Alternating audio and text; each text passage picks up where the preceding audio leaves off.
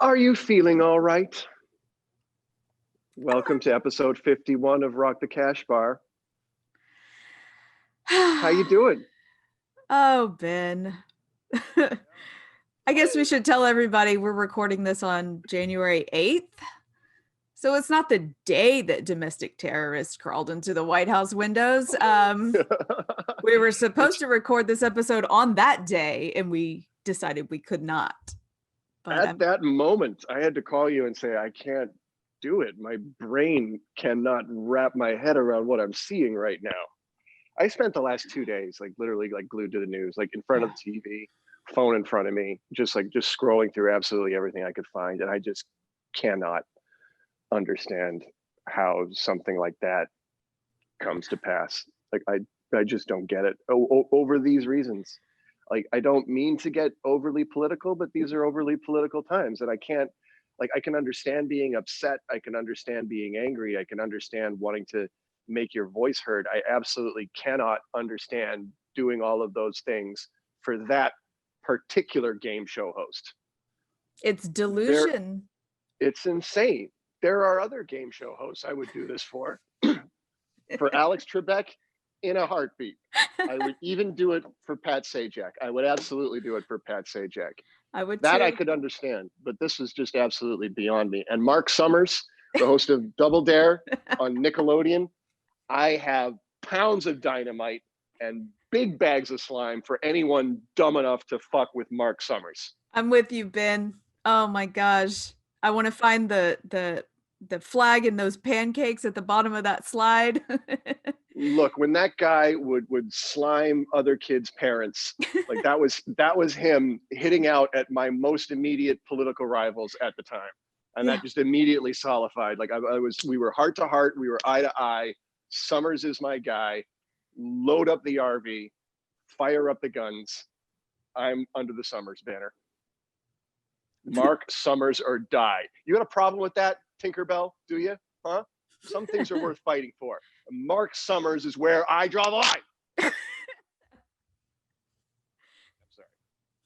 I should be taking a serious situation seriously. I just needed to. How are you feeling? That's got to be a really troubling thing.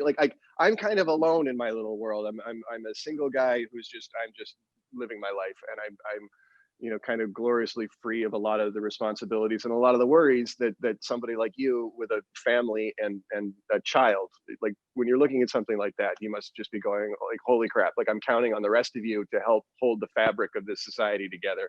And look at this big rip you guys just tore in the middle of it. Yeah, and there's so many people in my position. We're so distracted. I had time to freak out over this until he got off the bus. And then Corbin's like, TV is off.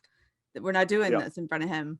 And so I'm literally making dinner, and I'm on a group text with my friends, you have to fill me in with what's going on because I can't look right now. I'm all over the place. We're just barely holding it together. There's so many things that are obviously everybody's made the point that if that was a different looking group of protesters, if they were a little bit browner, a little bit more foreign, then they would have been treated totally differently. I kind of feel I remember I was watching it in real time and thinking, where are the tanks? Where is the military? And then the split second after I thought that, I was just I don't want to see wholesale slaughter on the steps of the Capitol. No. That's a highly armed mob of people. The only way that you're going to clear them out with force is by overwhelming force. Yeah. That was absolutely not something that I'm interested in seeing, not in America. And I don't want to be, because I live here, but I mean it speaking as somebody who's lived in another country and who comes from a family that comes from another country. It can sound Pollyannish, and it can sound like pie in the sky, like stars in the sky, and fanciful, but I've always thought of America as the safest place in the world, as a special place, as a place where if you're a student of history, then you know that it's the French Revolution and the American Revolution that ended centuries of feudal rule and kingdom rule. And to see it kind of come to see how easily a group of people can tear it apart, it was pretty jarring for me. I'm sorry. That was It's okay. And I think you are not alone in any of these feelings and any of these thoughts. If you've perused social media, everyone feels this way who's not insane. Mm-hmm. Yeah. And why? Like, to take it back to like you're going to do it for that guy. Like, that's where you're going to draw the line. That's the hill you're going to die on. You're going to die at this guy's feet. And one girl did. Mm-hmm. I watched the video of that over and over, and it made me sad and it made me angry that she died because of a delusion. Yeah. Like a mass delusion, a mass hysterical delusion, Yeah. that we're all part of, you know. Like it's easy for me to sit here and say that everything that I think is true and everything that I believe in is 100% fact. I know that it's not.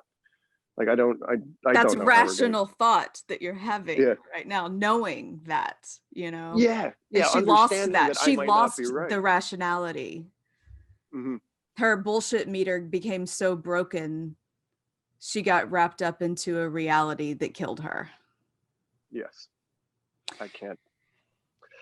So the craziest thing about this episode is that we're doing Comfortably Numb by Pink Floyd.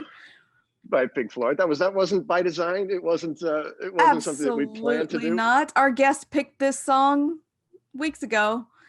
And, you know, watching The Wall, Pink Floyd, I won't jump ahead too much, but, you know, they want him to go on and do a show while he's having a mental breakdown. And that's what it feels like we're doing right now, is doing a show in the midst of the world's mental breakdown, or America's mental breakdown.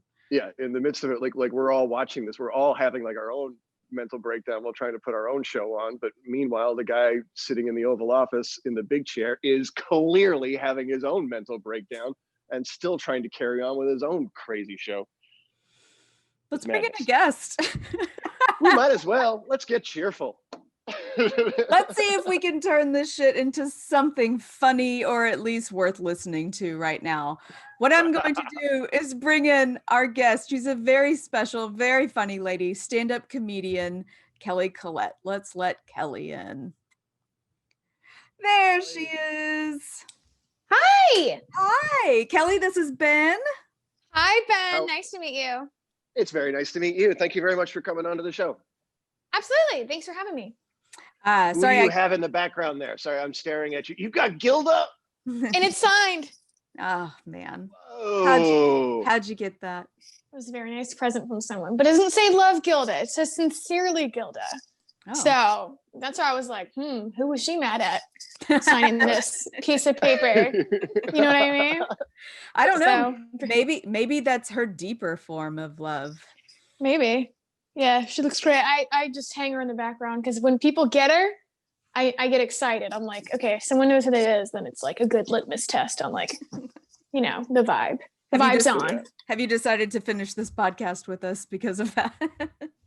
Oh yes, Good. I had my exit call. You know, when people like set up calls to be like, oh, I gotta go. My blind date call. I can call them off now. I have tea, guys. I'm ready to unpack this. Comfortable. I got tea. I have it's water. a vibe. Yeah. Perfect. I'm drinking coffee because I'm not riled up enough. Apparently, I'll be sipping coffee and shamefully sucking on my vape occasionally. Ooh. That kind of on edge. Well, I took notes. I have a David Bowie notebook with a David Bowie bookmark, and I really love that.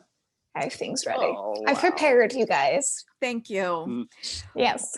Well, before we brought you into the room, that's why it took me so long to let you in. We were just kind of giving the Cliff's notes of why we didn't record 2 days ago, because of the shit that has hit the fan. The shit is the best description of it. And how that shit has made us feel. The shit in general. And how it was making us feel about the song Comfortably Numb. Like here's what's happening to me Wednesday afternoon. I was just listening to Comfortably Numb on a loop while I'm reading about Pink Floyd and watching the videos. And my sister, who I live with, kind of knocks on the door and she just goes, "Are you watching the news?" And I said, because I thought it was just going to be like the debate and the challenge. I was like, "No, I don't want to watch that. It makes me sick to my stomach." And she just like crooks a finger at me like, "Come here, you need to see this." And then like Dianne says, it's just like cockroaches crawling up the walls. It's like into like, oh my God, is this it? Is this really the end? You know, I had that feeling for a second. No, I had the same reaction. I got home from a long day and I hadn't watched the news at all. And the news was on. And it reminded me of when I came home from school in middle school and the news was on and my parents were watching Columbine unfold. Like that's the TV being on and people being glued to the TV. There's only like a few events that I'm just like, that was one of them to me. And I was like, wow, this is just surreal. I cannot believe. Not to like bring it all down again. We're trying to have a nice escape from that. Now it's like, oh, yeah, I think we have to be real, because what I said before I brought you on as well is that, you know, when we talk about Comfortably Numb, you know, you got to talk about The Wall, the movie, and there's a moment where they're trying to get Pink to go on stage and perform while he's having a mental breakdown. And that's what we're doing here. We're trying to perform while the world and ourselves are having a wee bit of a breakdown. I think that's why I wanted them to pick this song. I super relate to it. I mean, I feel like everybody is having this like anxiety attack and we're all kind of checking in like, hello, is there anybody in there? And we're like, no, we're just going to go to sleep for a little while. And this is what everybody's plan is. Like next year will be better. And we just keep pushing it off thinking. So it's a very telling song for the times. It really is. And it's absolutely like that song that we've decided that like this level of anxiety, this level of isolation, that's Comfortably Numb. Like there's no other song for it. Like if you're looking at like in like it's used in the movie Departed to sort of to convey exactly that. Like if you're feeling distant, you're listening to Comfortably Numb. And I like how it says comfortably numb, because I feel like people like me who have had anxiety their whole life have been preparing for moments like this. For some reason, it feels comfortable because we've run these scenarios in our head a million times. So just the adjective comfortable to describe a numb feeling. It's like, nah, we've been there. We're fine. We're not fine, but. Yeah, I'm going to touch on that after we go through the lyrics and I talk about what Roger Waters himself says about this song. I want to get back to the anxiety part and that detached feeling when you have an anxiety attack. I want to hit on that really hard. Before we go through the lyrics, because we're going to go through the lyrics first, I want to say that Kelly Collette made me this. That makes me excited. She sent it to me and I have to tell you first, thank you. And I love it. And second, what is it? What is it? Man. Okay. I have a guess. The vibe is off now. The vibe is off. What is it? It looks like a Ouija board. That's what it is. It's a planchette from a Ouija board. Yes. Yay! So I made a couple of those for my friends, for my dearest. And I've had a lot of people say, what the hell is this? And I really thought everybody would know. I really thought this was an iconic symbol of like crafty, witchcrafty kind of at that dark size. It is. Yeah. This is the Barbie's one. Yes, that's. And I was like, I don't know what they're gonna do with it. Could be a cool bookmark. Could be just a fun little desk item. But I liked the flowers floating in it. But yes, you are not alone. I might need to start putting descriptors on these when I give them out. But everybody's been super like, oh, I love it, and just kind of giving me one of those like. You're like, thank you. Yes. I like, you can assume it's like when you're like when you tell someone in your family you like dolphins and you get dolphin presents for the rest of your life, you're gonna be like, when did I tell her I was into satanic conjuring? Like when did I throw that vibe out there for her? Why does she assume that this is the gift that I wanted? I don't know. I thought it was cool. No, going into witchery stores like the one in Galveston Bend, I don't know if you've been there. They're one of my favorite stores. They're gorgeous. They're so interesting. You could probably sell these there. I was like, they're just fun. I just like look at my tea dispense like diffuser. It's like loose leaf. Like I don't know. It's just something fun in the details of the ritual of the somethings. I don't know. I get it. All right, Ben. I think we're ready. Let's start walking ourselves through the lyrics of Comfortably. This is another one of those songs where I won't be able to resist doing the accent. I apologize. I mean, obviously everybody knows these lyrics. Well, the accents are like the tone of the song. Like every now and again, like I try to read the lyrics like as plainly as I possibly can. But when a song is this famous and this ingrained in my head, there's no way that I can't like sort of put on the air. Read it like a Valley girl. Read it like hello. Is there anything in there? It would just not if you can hear me. Oh my God, she's in trouble. Just not if you can hear me, girl. Can Yeah. you stand up? It's a drunk girl outside of a bar. She's just getting her through it. I love it. Oh, this Is so there anyone at home? Come on now. I hear you're feeling down. Well, I can ease your pain, get you on your feet again. Everybody always laughs at me and my Canadian English accent because again, yeah, that's how it's pronounced, so we can rhyme better. It's important. It's the poetry of my people. Pain rhyme again rhymes with pain. I see it. I see it. Okay. I'll totally accept that, especially in songs. I love the bending of a word. Like, what was it? Eminem that was like, of course things rhyme with orange, like door hinge. And he went through this list of how you can bend a word. Whoa. He's a genius. Yeah. We'll do him one day. Did you also get my Eminem stinker that I sent you? Is that relevant? Your Eminem stinker? Oh, yes. Sorry. Sticker. Yes. The sticker. Okay. I did. I was like, sorry. It did sound like stinker. My bad. Now that I know you're a fan. Okay, do continue. Sorry to tangent off. All right. I'm still marveling at Eminem blowing my mind. Like, I was totally convinced that nothing rhymes with orange, but he's right. Door hinge does rhyme with orange. Yeah. It does. Fact. Orange. As soon as I'm done beating you up over Mark Summers, I'm coming at you for that. I'll need some information first. Just the bare facts. Can you show me where it hurts? So that's the first verse, and that's also, yeah. That's this song is a duet, which not being I'm a Pink Floyd fan, but it never really occurred to me on the many times I'd heard this song before that this is in fact a two character song. Yeah, I don't think I knew that either. Yeah, I didn't know until I started the research that both Waters and Gilmour sing on it. Yeah. So it's and when they do it live, or at least when they did it live on the Wall tour, it was I think Roger Waters was down like at the base of the wall, and he's literally in a doctor's jacket as he's doing these lines. So it's really underlining the point, like he is the doctor who's coming in to give this injection or administer this drug or help this person down. So all those lines, hello, is there anybody in there? Just not if you can hear me. Is there anyone at home? Like, this is somebody who's obviously having some trouble. And then here come the drugs. I know you're feeling down.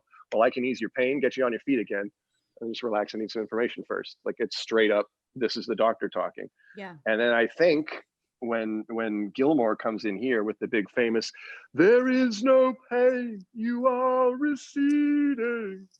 That's got to be the patient, right? Like, he's kind of like coming to for a little bit. Yeah. He sees the doctor, he's getting his shot.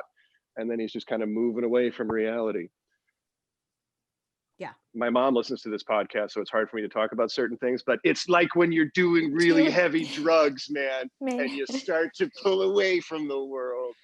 Well, they also mention that he sees the glimpses of himself when he's a child, and it's like, it is feel like you get down to the roots of like your inner child. And I don't know, I just thought that was a cool thing to throw in. Yeah. This is me. Reflections that you have when you're in that zone of like yeah. Mm-hmm. Yeah. Or just that sort of like when people are talking to you, like they're coming from like a long and echoey hallway. Mm-hmm. You get that weird like drug-induced tunnel vision. Everything's so much further away from you. Yeah, Kelly, I don't know your experience with drugs, especially hallucinogenics, but sometimes it's a slow drift out of reality, and sometimes it's a hard cut warp, and it scares the shit out of you.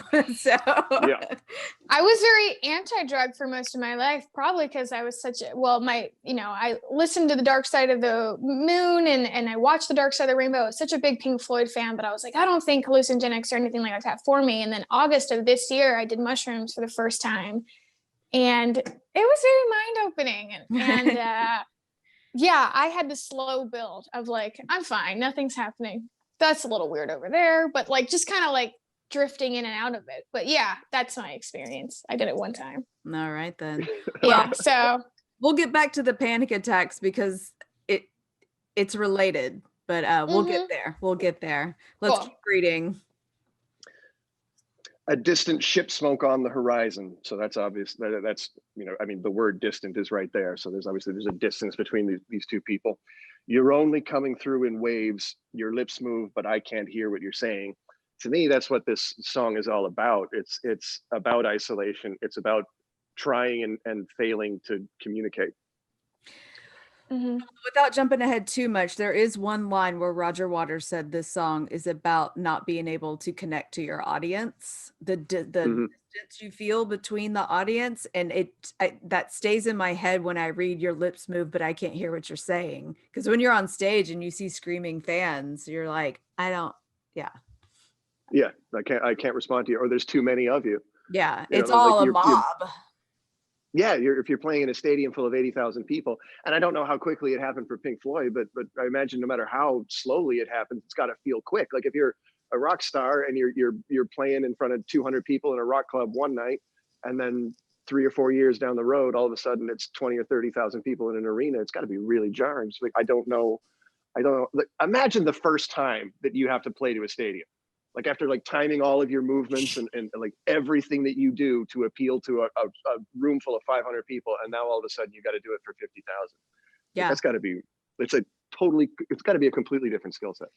Could it possibly be that, you know, the band's lips are moving, but the audience doesn't hear what they're saying? As in, I hear you singing songs, but I don't know what these lyrics mean. Isn't that the whole point of your podcast?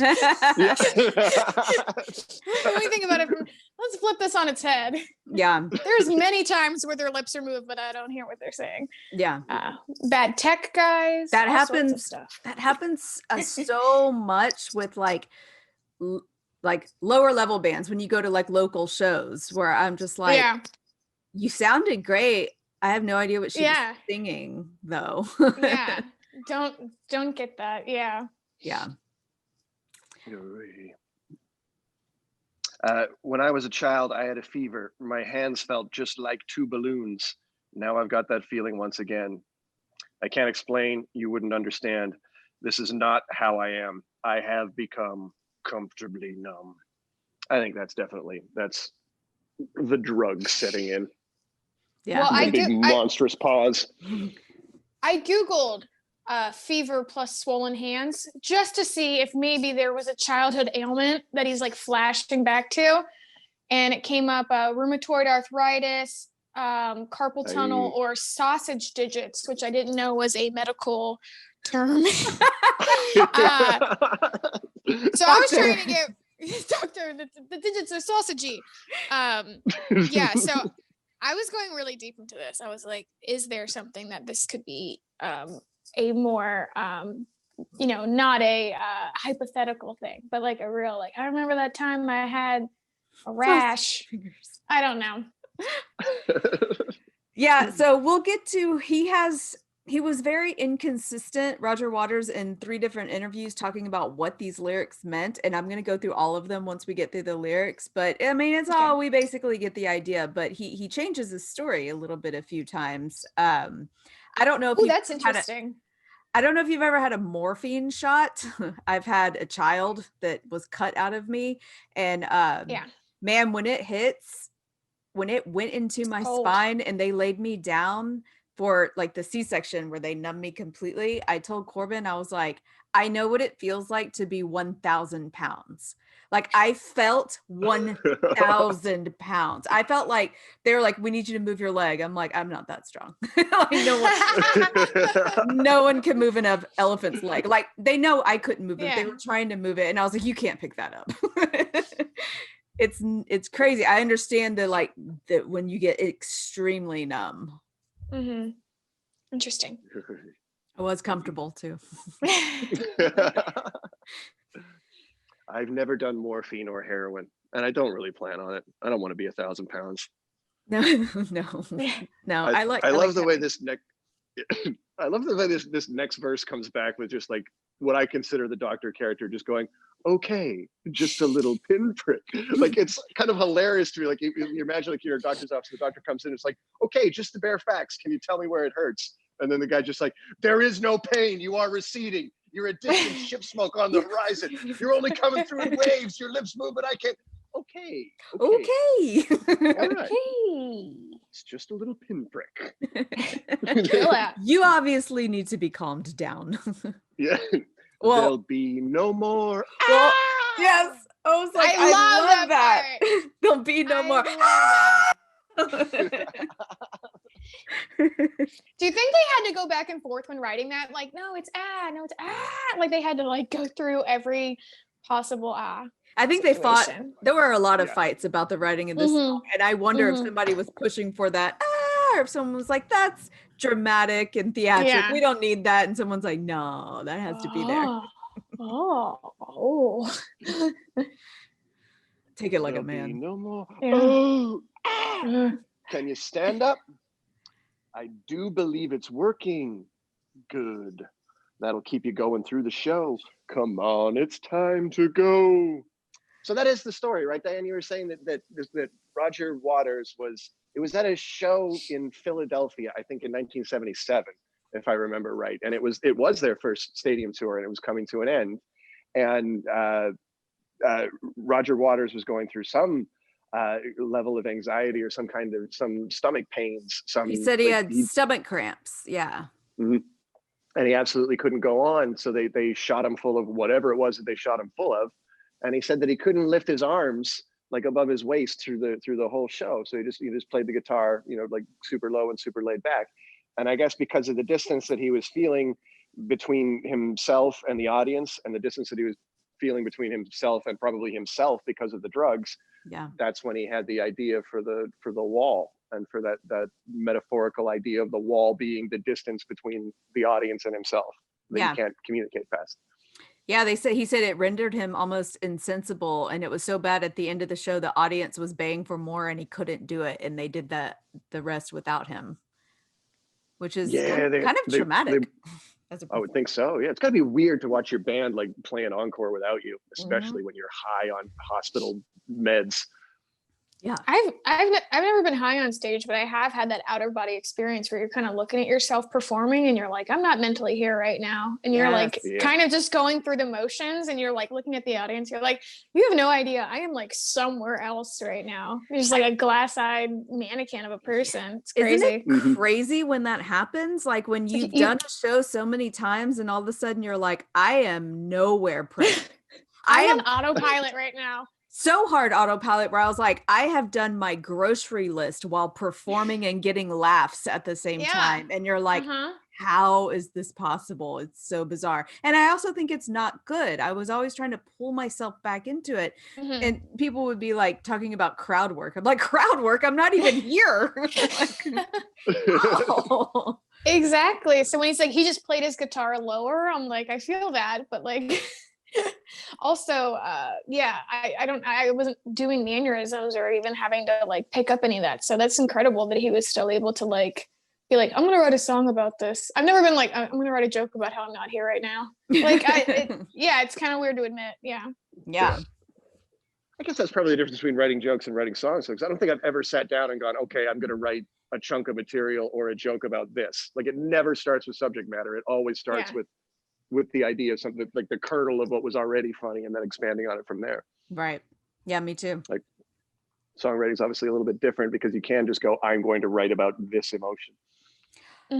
So I'll just go ahead and talk about it now. Like, that's the one story. He had like two versions of that story, like having stomach cramps or having like some kind of weird just pain.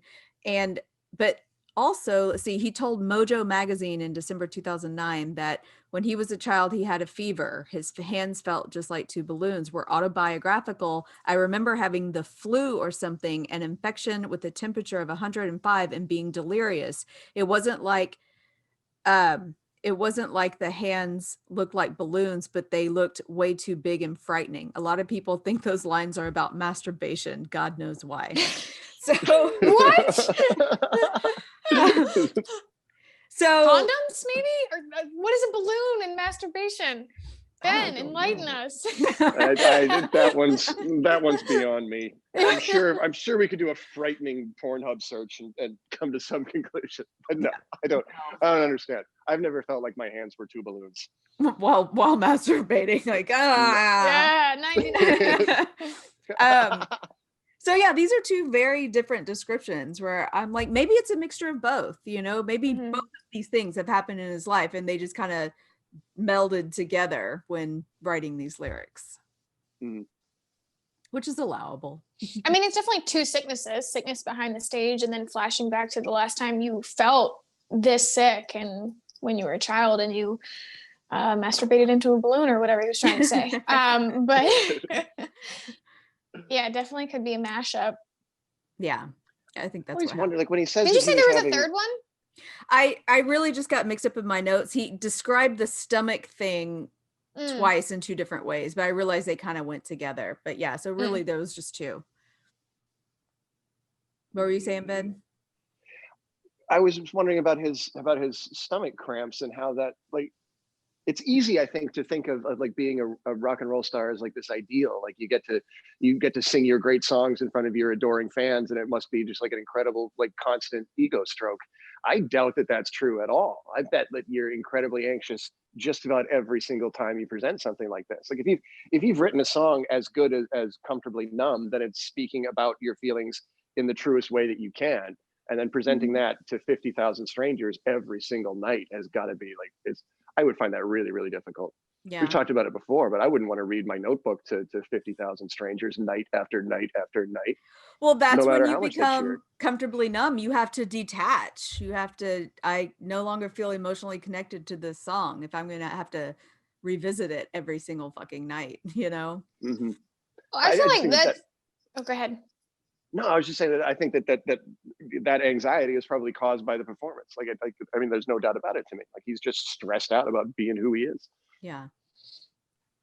I was really hoping it was something deeper. I was really hoping that the doctor story was just something he could say about how he wrote it. You know what I mean? Like if you're saying you wouldn't want anybody to read your notebook, this could be about something else. And he's like, oh yeah, this one time I was backstage, I wasn't feeling very good. They shot me up with something. Instead of like saying the real story, which is I desperately want it to be something else. I don't know why. You want it to be a metaphor and not I want straightforward. it to be all a metaphor and straightforward. Yeah. Cause I feel like just if you get into like one line, it's like distant ship, smoke on the horizon. Like, what does that mean? And a dream is gone. What dream is gone? The child's grown. What dream is gone? What are we talking about? I don't want to hear about a stomach ache. I want to hear about like, what's going on in here, buddy? Yeah. Maybe the truth really is that simple. He just doesn't want to tell the truth. The truth is just like, you people scare the shit out of me. I don't think I can stay up here any longer. Maybe that's it. Yeah. Well, he gets into the child thing a little bit more if we want to keep reading to the very end. Yeah, let's finish it up. Yeah. I'm sorry, I can't do this line without singing it. There is no pain, you are receding. Ship smoke on the horizon. You're only coming through in waves. Your lips move, but I can't hear what you're saying. And here's what Dianne was talking about. When I was a child, I caught a fleeting glimpse out of the corner of my eye. I turned to look, but it was gone. I cannot put my finger on it now. The child is grown. The dream is gone. I have become comfortably numb. I always thought about that as just like becoming an adult. It's just like the mystery of the world is gone. The romance of the world is kind of gone. You just are who you are now, and you're comfortably numb. Kelly? I mean, he caught a glimpse of what out of the corner of his eye? Death? Did he catch a glimpse of the possibility of his life, and now the child's grown and that dream is gone?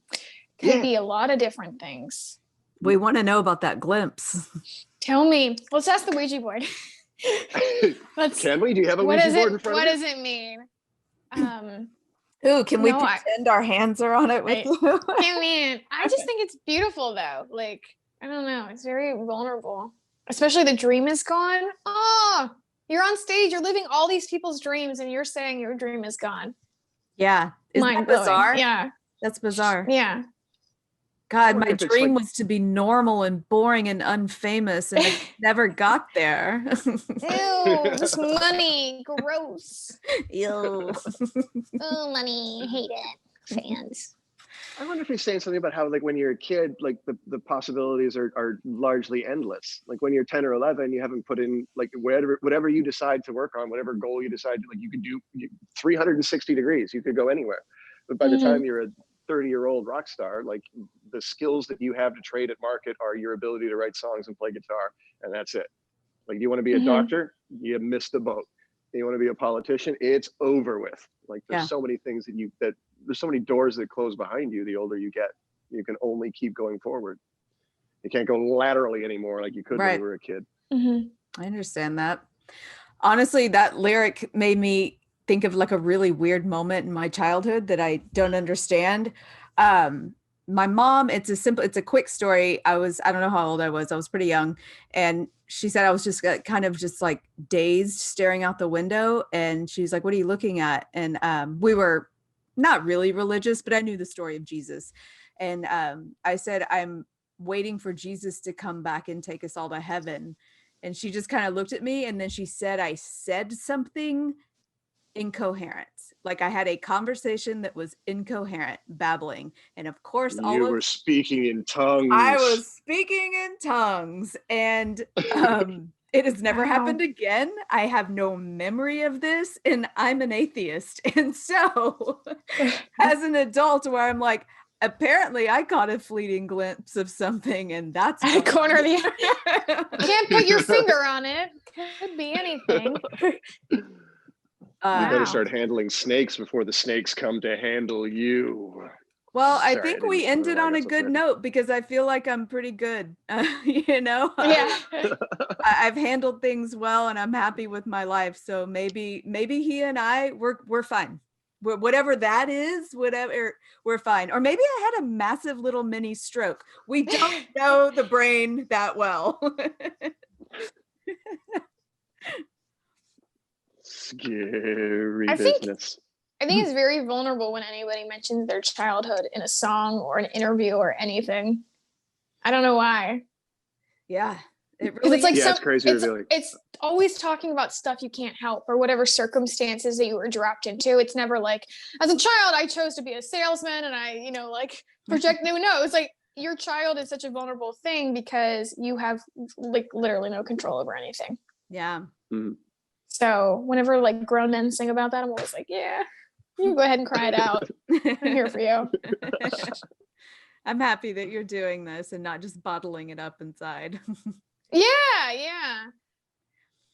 I have to ask you guys. Oh, sorry. No, you go ahead. I was gonna ask Kelly, where I always say, like, where did you first meet Pink Floyd? And sometimes people ask me, like, well, I've never met him. Like, that's not what I mean. I meant, when did you come like face to face? When did you decide that? Like, how old were you? Because you seem a little too young to be like a proper Pink Floyd fan. There's no doubt that there's no way that you were buying The Wall in 1980. Yeah, I was not. Again, the circumstances of our parents. So my dad was into Pink Floyd, so much so that I remember him coming into my room when I was like 5 or 6, being like, "You need to hear this song," and just like turning it up, like turning all the lights down and just like listening. And I just remember being like, the sounds of like helicopters like coming over my head, and it was like freaking me out. And I was like, this is not whatever, like Spice Girls or whatever I want to hear. Then we moved into a house, and it pains me to say this, but I guess there was like a 17-year-old boy who had the room prior to me getting the room that I had. And he had a Dark Side of the Moon mural on one of the walls. It was an entire black wall with the prism with the light hitting the rainbow. And I remember walking in there like, this is going to be your room. And my dad being like, please don't change it. And I'm just like, we gotta paint over it. It's a black wall. And now like I just painted a black wall in my house. But like you could still see in my childhood bedroom like the outline of a giant triangle on one of the walls. And I remember thinking that was really cool. And then we went to a Pink Floyd laser light show when I was a kid too. So that was like, seeing that with the laser lights, and then watching the Dark Side of the Rainbow and seeing how it matched up with Wizard of Oz. It felt like I was in some cool club that not a lot of people knew about. And so that's basically how I got into it. Yeah, that's basically what I was going to talk to you, because I brought this up on Facebook, because I felt like every teenager that lived through, that was like young in the 80s and 90s, watching The Wall was a staple. I have a group of friends that are about like 8 to 9 to 10 years younger than me, and I asked them as a group who's seen it, and only like 2 had seen it. One of them had never heard of it, and I was like, wow, that died out really fast. To at least, I mean, I can even understand people my age who never watched it, but they knew of it for sure. I mean, we had the same Pink Floyd laser light show at the planetarium here in Houston. Everybody did drugs and went to do that. Yeah. And then for me, we all watched The Wall. I was 4 years old. No, I was 5 years old in 1982 when The Wall came out. And I remember my aunts and uncles liking it, and they had the 45 and they would play the 45. And I always thought Another Brick in the Wall is what they played. Was the coolest. Was the coolest, especially being a song. kid and hearing those kids sing. Wasn't that the coolest? It was the coolest thing I had ever heard. Yeah. And then I didn't see The Wall until I was a teenager, and then I saw it and I saw it and I saw it. I saw it so much. Yeah, I was born in I've 86, never so I was a seen little, The Wall. yeah. You've never seen The Wall? I've never seen The Whoa. Wall. Ben, do you have any know. interest? You should. Yeah, I will. I mean, I'll catch up on, like, I watched a lot of like the Pink Floyd stage shows as we were getting ready for this. Like, I watched them do Comfortably Numb, like from below the wall and up above it, but I've never actually seen the movie itself, because from what I understand, you got to be really high, man. And I just You don't have to. You don't have to get the story. You will understand why people get high when you watch it, because of the cartoons that are inserted into it when he's tripping out, because it's pretty fucking cool. But the story itself is it's deep and it's dark and it's interesting and it's a little cathartic. I think you should watch it. It's not for everybody. will. It's not for everybody. I have some I'll friends watch that it. Enjoy the Spice Girls. I'm like, this isn't for you. This isn't. Me. You can be both. Yeah. Get a girl who can do both. You know what I mean? I can do all things. No, yeah, I saw The Wall when I was little too, but I hadn't seen it in a while. But The Dark Side of the Rainbow, when you mix it with The Wizard of Oz, that was mind blowing to me, because I felt like everything matched up so perfectly. There was no way that they could not have written this to match up to The Wizard of Oz. I have to say, you keep saying Dark Side of the Rainbow and not Dark Side of the Moon. Is there another thing that I don't know about? There might be. So The Dark Side of the Moon, if you play that album at the beginning of The Wizard of Oz, they call that the Dark Side of the Rainbow. Okay, so that's what they call that. Okay. Yes, Dark Side of the Rainbow is the title of mashing the two up, I guess. Okay. Yeah. Okay. Which was a Halloween costume of mine one year. I dressed as Dorothy with a Pink Floyd face. That's really awesome. Went as Dark Side of the Rainbow. So yeah, that was really trippy for me to hear those two and just be like, I don't know how you would make something like, it literally says black and blue when they went from bladk to blue, like that everything matched up perfectly. So I've never done it. Are you serious? I should do it. Yes. And then you get to watch Wizard of Oz again, but like not have to listen to, or whatever. My son loves Wizard of Oz. He's not going to understand why I have headphones on, but we're going to do this. Oh my gosh, it's going to blow your mind. Everything matches up perfectly. And I just remember being like, trying to show my friends and trying to get them to like see how cool it was, and just being like, yeah, there's songs behind it. And I'm like, do you hear it match up perfectly? It's wild. And they're like, we're listening to the Spice Girls. Can you not right now? Literally, the amount of like making my friends rewind something or sit down and watch something they don't enjoy is part of my personality trait. So I kind of need to reevaluate that. Yeah. I know I've definitely been guilty of that, where you can tell people are like, I'm not into it. Yeah. Just wait till this one part. I've even said to people like, you can watch the first 5 minutes and we'll stop if you're not into it a million times. So Ben, do you do that? Do you pressure people into your love? It's my love language. Is there any other way to get people interested in my love than by pressuring them? No, there isn't. I can't imagine. Can you imagine doing that now? Like sitting around with your friends now that we're 40 and like we're like, what are we going to do? We're just going to do these drugs. Like, we're just going to sit here around the coffee table, do some drugs and talk about how the drugs are making us feel. Like, I can't, it would just be the most bizarre thing ever. Who's got that kind of time? I have a mortgage and a child. I'm like, you want to see me freak out? Like, okay. Turn the news on. I'll do that all day. Well, what was the can I ask you guys, because we put 3 songs up, what was the second one they almost picked? Second, I know that remind me of all 3 songs. It was Great Gig in the Sky. That was last. Then, Brain Damage. And Brain Damage was a close second. Okay, just wondering. That's what Corbin wanted us to do. He wanted Brain Damage to win. Brain Damage is such a good one too. We'll come back to it. This is the second Pink Floyd song we've done, so I'm sure hopefully this podcast lasts for 1,000,000 years and we'll cover all of them. Well, good. Yeah, I just wanted to. Yeah, I was gonna say the more meta we can do it, and then I was reading the same thing you were about a stomach ache, and I was like, I don't know, guys. I don't know how we're gonna get into this. Well, I just remembered the third thing is he said it was hepatitis. At one point he said he was just a stomach ache, and later on he said hepatitis. So I'm like, okay, well, which was it? Oh, that's very interesting. Because most people probably don't want to admit to having hepatitis. He probably slipped that in an interview one time and was like, oh shit, now everybody knows. Yeah, exactly. I'm going to retract. Stomach ache is such a good excuse for anything because it's very hard to prove that you're lying. That's why so many people call into work with stomach aches. Yeah, and it's the nice way of saying I have diarrhea. Yeah. Like when you can't question, you're like, you definitely can't perform with that. Yeah. You can definitely perform with hepatitis though. So get in there, buddy. Yeah. Go on up there. Very true. Yeah. All right. Ben said we need to make this one a hard hour because he has to go to work. So is there any last words on Comfortably Numb before we get into our segments that we'll do quickly? I think it's go ahead. the ultimate, it's the ultimate anxiety and isolation song. It just seems like totally geared. There's when you're totally unmoored, when you have no idea which way is up, that is Comfortably Numb. You just have to, that's why I think it's called Comfortably Numb and not Uncomfortably Numb, because you just have to find a way to make yourself comfortable within that panic somehow, some way. I just wanted to mention one of the worst panic attacks I ever had. I started experiencing something that they call derealization, which is always a hard word for me to remember.